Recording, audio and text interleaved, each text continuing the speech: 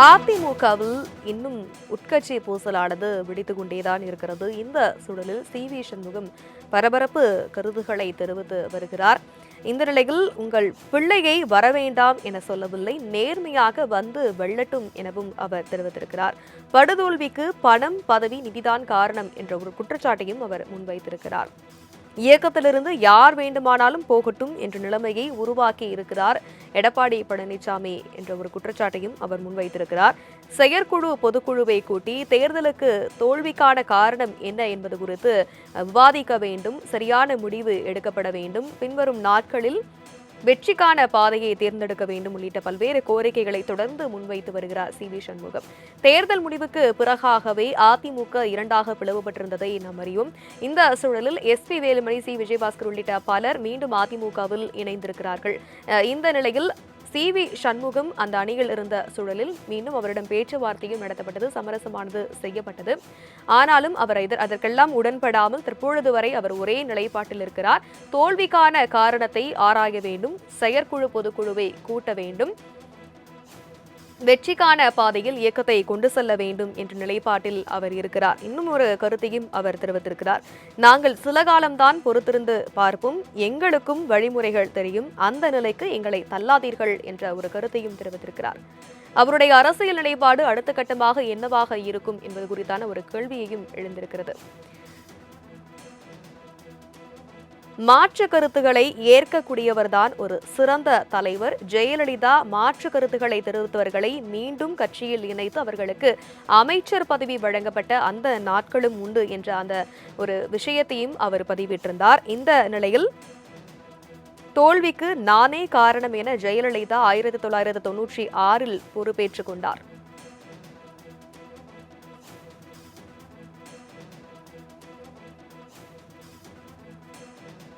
தொடர்ந்து நம்மிடையே முன்னாள் எம்பி கே.சி. பழனிசாமி இணைந்திருக்கிறார். வணக்கம் திரு கே.சி. பழனிசாமி, இணைப்பில் வந்தமைக்கு மிக்க நன்றி. சி.வி. சண்முகம் பல்வேறு கருத்துக்களை தெரிவித்து வருகிறார். செயற்குழு பொதுக்குழுவை கூட்டி கட்சியை அடுத்த கட்டத்திற்கான வெற்றிக்கான ஒரு பாதைக்கு கொண்டு செல்ல வேண்டும், தோல்விக்கான காரணத்தை ஆராய வேண்டும் என்று தொடர்ந்து அவர் வலியுறுத்தி வருகிறார். உங்களுடைய கருத்து என்னவாக இருக்கிறது? மிக சரியான கருத்துக்களை இன்று திரு சி.வி. சண்முகம் வெளிப்படுத்தி இருக்கிறார். திரு எடப்பாடி பழனிசாமி அதிமுகவை தன் குடும்ப சொத்தாக்குவதற்கு, தன்னுடைய மகனை அரசியல்ல அதிமுகவில் அடுத்த தலைமைக்கு கொண்டு வருவதற்கு ஆன வகையில் அவர் அதிமுகங்கிற கட்சியை சிதைத்து கொண்டிருக்கிறார். அதிமுக தொண்டர்களையும் தமிழ்நாட்டு மக்களையும் பொறுத்தவரை எடப்பாடி பழனிசாமியின் தலைமை பொறுப்பில் அதிமுக இனி வெற்றி பெறாது. திரு சி.வி. சண்முகம் சொன்ன ஒரு கருத்தில் எனக்கு உடன்பாடு இல்லை. எடப்பாடி பழனிசாமி தான் பொதுச் செயலாளர் என்கிற கருத்தை அவர் சொல்லி இருக்கிறார். எடப்பாடி பழனிசாமி பொதுச் செயலாளராக இருந்து 10 ஆண்டு காலம் இந்த இயக்கத்தை வழிநடத்தி தொடர் தோல்விகளை மட்டுமே அதிமுக இதுவரை சந்தித்து வந்திருக்கிறது. தலைமை மாற்றத்தை அதிமுக தொண்டர்கள் எதிர்பார்க்கிறார்கள். எடப்பாடி பழனிசாமியின் தலைமையில் இனி அதிமுக வெற்றி பெறாது. அவர் தலைமை பொறுப்பிலிருந்து அதிமுக பொதுச் செயலாளர் பொறுப்பிலிருந்து அப்புறப்படுத்த வேண்டும், அகற்றப்பட வேண்டும், நீக்கப்பட வேண்டும். அதிமுகவின் பொதுக்குழு உடனடியாக கூட்டப்பட வேண்டும். கட்சியிலிருந்து நீக்கப்பட்டவர்கள், வேறு கட்சியில் சேராதவர்கள் இந்த இயக்கத்தில் இணைக்கப்பட வேண்டும். தொண்டர்களால் தேர்ந்தெடுக்கப்படுகிற ஒரு தலைமை உருவாக்கப்பட வேண்டும். மற்றபடி திரு சி.வி. சண்முகம் அவர்கள் சொன்னதை போல புரட்சி தலைவர் எம்ஜிஆர் காலத்திலும் சரி, ஜெயலலிதா அம்மா காலத்திலும் சரி, மாற்று கருத்து சொல்வதற்கு அந்த கருத்துக்களை எம்ஜிஆரும் சரி, ஜெயலலிதா அம்மாவும் சரி ஏற்றுக்கொள்வார்கள். அவர்களை பழிவாங்க மாட்டார்கள், அவர்களுக்கான வாய்ப்புகளை உயர்த்தி கொடுப்பார்கள். ஆனால் எடப்பாடி பழனிசாமி ஒரு சர்வாதிகாரியை போல நடந்து கொண்டிருக்கிறார்.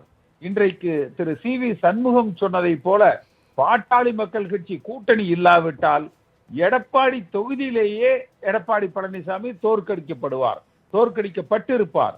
அந்த பயத்துல தான் தாவேகாவினுடைய அதிகாரப்பூர்வமாக அறிவிக்கப்பட்ட வேட்பாளரை விலை கொடுத்து வாங்கி அவரை களத்திலிருந்து விலக்கி வைத்திருக்கிறார். நிச்சயமாக அதிமுக வலிமை குறையவில்லை. ஆனால் அதன் தலைமை பொறுப்பில் இருக்கிற எடப்பாடி பழனிசாமி நீக்கப்பட்டால் ஆளுகிற வாய்ப்பை அதிமுக மீண்டும் பெறும். பலரும் கட்சியிலிருந்து தெரித்து ஓடிக்கொண்டிருக்கிறார்கள். அதற்கு காரணம் எடப்பாடி பழனிசாமியின் தலைமையில் அவர்களுக்கு நம்பிக்கை இல்லை. அதிமுக என்கிற கட்சியின் மீது யாருக்கும் எந்த கோபமும் இல்லை, வருத்தமும் இல்லை. ஆனால் எடப்பாடி பழனிசாமியின் தலைமை மீது இருக்கிற வருத்தத்தால், கோபத்தால் மக்கள் அவரை ஏற்றுக்கொள்ளவில்லை என்பதால், அவரது தவறான வழிகாட்டுதலால், சுயநலமான போக்குதால், எதேச்சதிகாரமான சர்வாதிகார போக்கினால் இந்த இயக்கம் இன்றைக்கு சிதைந்து கொண்டு வருகிறது.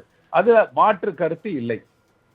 திரு கே.சி. பழனிசாமி பிரிந்தவர்களை ஒருங்கிணைக்கிறதாக இருக்கட்டும், பொதுக்குழுவை கூட்டுறதாக இருக்கட்டும், இப்படி எந்த ஒரு கோரிக்கைக்குமே அவர் செவி சாய்க்கவில்லை, எந்த ஒரு கோரிக்கையும் அவர் ஏற்கவில்லை.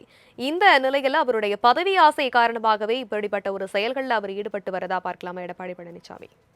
நிச்சயமாக அவர் தனக்கான பதவி ஆசையை தாண்டி தற்பொழுது அதிமுகவை தன் குடும்ப சொத்து ஆக்குவதற்கு, அவரது மகனுக்கு மகுடம் சூட்டுவதை நோக்கி அவர் பயணிக்க ஆரம்பித்து விட்டார்.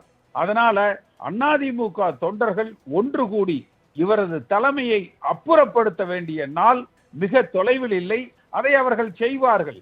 அடித்து விரட்டப்படுவதற்கு முன் அவராக விலகிக் கொண்டால் நல்லது. இணைப்பில் உங்களுடைய கருத்துக்களை பகிர்ந்தமைக்கு நன்றி திரு கே.சி. பழனிசாமி.